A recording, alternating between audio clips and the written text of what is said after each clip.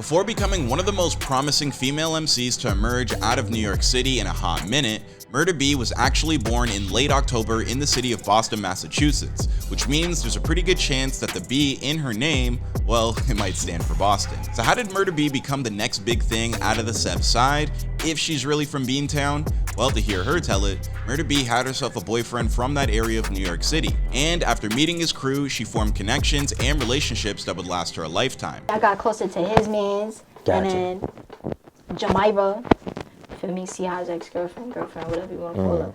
I got closer to her, and then, feel me, it just took off from there. These hookups would pay off in the long run, because back when she was younger, Murda B spent most of her free time expanding her horizons by learning new things. She not only taught herself how to play a wide range of instruments, she also developed a passion for makeup and singing as well. Now, as for how Murda B went from singing to getting involved in drill rap, well, according to her, she did it to prove a point to an ex-boyfriend, someone who liked to fancy himself a pretty spectacular rapper, but then got showed up by his partner when she decided to spit fire in his face. I did it to prove a point to my ex-boyfriend.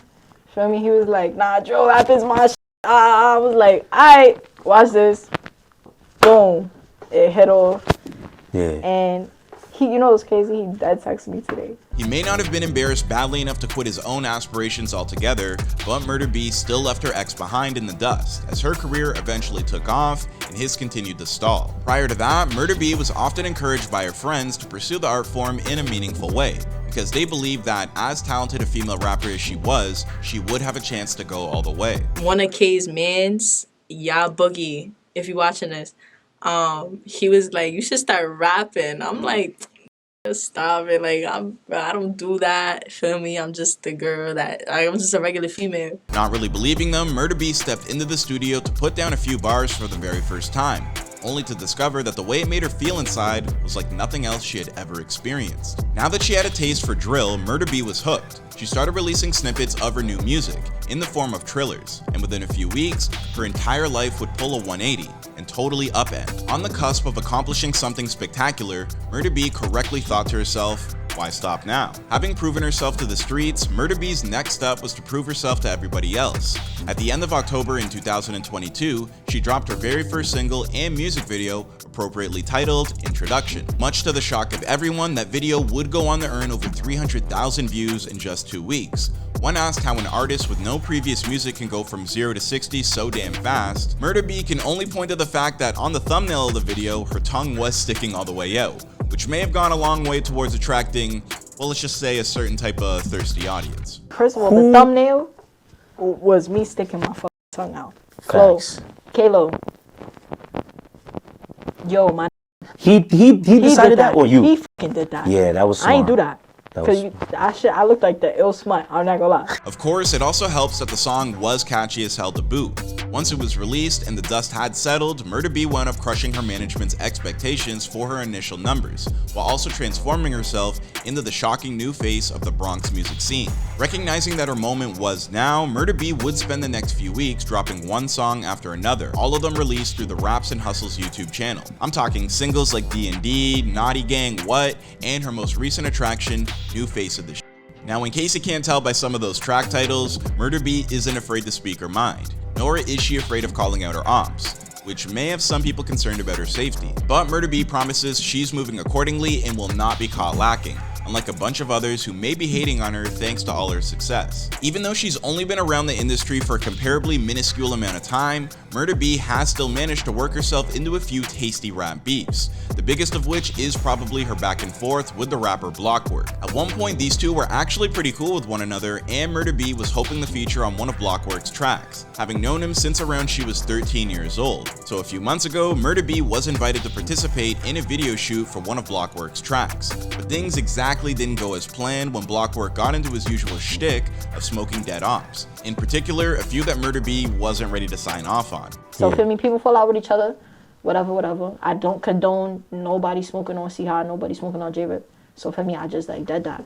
And then today he just decided to suck my dick and fucking say that I was smoking J-Rip. I never said that. getting something. I made sure you didn't say that in front of my face. Like, that's what he talked about. Thanks to her association with the Sev-Side, Murda B wasn't about to stand by as someone dissed what's essentially become her family, so she terminated her association with Blockwork as a result. But as is so often this case in the industry, if one partnership comes to an end, the next is waiting just around the corner. And over recent weeks, Murda B has kicked off a working relationship with the folks over at Sony Music, who came in hot and heavy looking to get in the Murda B's business. It was beasting, yo. They was beasting. Yeah. I'm not gonna lie though, I knew I was gonna get signed though. Yeah. Low key, cause I'm gonna give credit when it's due. Me and and who else? Who else on Raps episodes? Do y'all know? Didi. Okay. I'm not gonna lie, us three, we're doing numbers, bro. No cap. The most exciting part of her entire journey so far, how fast it's happened. Even Murda B, if she was being honest with herself, didn't think her moment would come until summer of 2023. And yet, here we are. The calendar hasn't even flipped from 2022 yet, she's already being put on in a way that she never imagined in her wildest dreams. Speaking of dreams, if Murda B has it her way, then eventually her drill rap career will evolve over to the point where she can return to her original passion for singing. But hey, as of right now, she knows that drill is where the eyeballs are at, and she's not planning on abandoning that genre anytime soon. Outside of new solo music that's on the horizon, Murda B is also working on putting together a few features with artists like Lil TJ, and maybe, if everything lines up properly, Cardi B. That would be a pretty good feature. I'd love for that to happen. I don't know if this is true. You might be working with Cardi B. Is that true? Yeah, I don't know, bro. TV, I don't know. Everything just coming at me.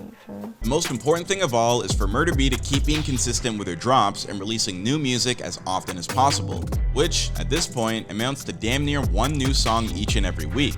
Crazy pace. Once she's finally finished taking over the United States, she's gonna set her sights on going global. Now, if I had to guess, that's probably when she will circle back around to singing because, let's be honest, as immensely popular as drill rap has become over the past few years, it's still not exactly mainstream. But hey, if anyone has the talent and personality to push drill farther into the public consciousness than ever before, it is Murda B.